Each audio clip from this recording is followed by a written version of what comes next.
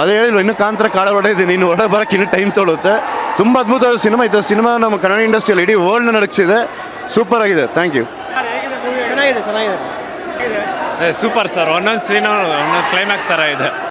ನಿಜವಾಗ್ಲೂ ಒಂದು ಈ ಸಿನಿಮಾ ಹಾಲಿವುಡ್ ಬಾಲಿವುಡ್ ಸಿನಿಮಾ ನೋಡ್ದಂಗೆ ಆಯ್ತು ಸರ್. ತುಂಬ ಅದ್ಭುತವಾದ ಆ್ಯಕ್ಟಿಂಗು, ತುಂಬ ಎಕ್ಸ್ಟ್ರಾರ್ಡಿನರಿ, ತುಂಬ ಚೆನ್ನಾಗಿದೆ. ಕತೆ ಗೀತೆ ಎಲ್ಲ ತುಂಬ ಚೆನ್ನಾಗಿದೆ, ಅದ್ಭುತವಾಗಿದೆ ಸರ್.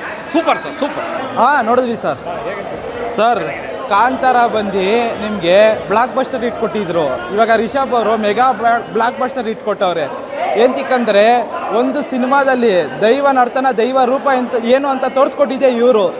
ಏನಂದರೆ ಒಂದು ಸಿನಿಮಾದಿಂದ ಅದು ಇಂಪ್ಯಾಕ್ಟ್ ಮಾಡಿದ್ರೆ ಅದು ಎಲ್ಲಿವರೆಗೂ ಹೋಗುತ್ತೆ ಅಂತ ಈ ಕಾಂತಾರ ಸಿನಿಮಾನೇ ಸಾಕ್ಷಿ. ಇನ್ನೊಂದು ಒಂದು ಸಿನಿಮಾ ಇಷ್ಟಪಟ್ಟು ಮೋದಿ ಅವರು ಒಂದು ಸಾಂಗ್ ಇಷ್ಟಪಟ್ಟವ್ರೆ ಅಂದರೆ ಅದು ಕಾಂತಾರ ಮಾತ್ರ, ಅವ್ರ ಸಿನಿಮಾನೇ ನೋಡಲ್ಲ.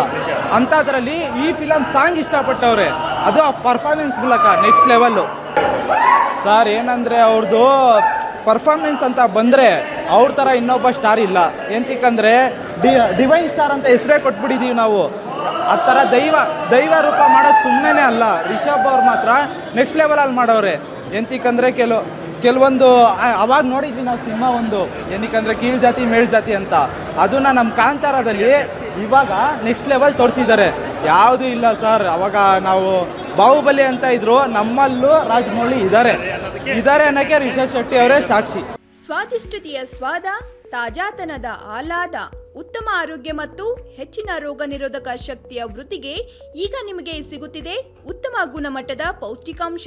Shri Vaidik millet health mix. ಇದು ಸಿರಿಧಾನ್ಯಗಳ ಸಂಪತ್ತು.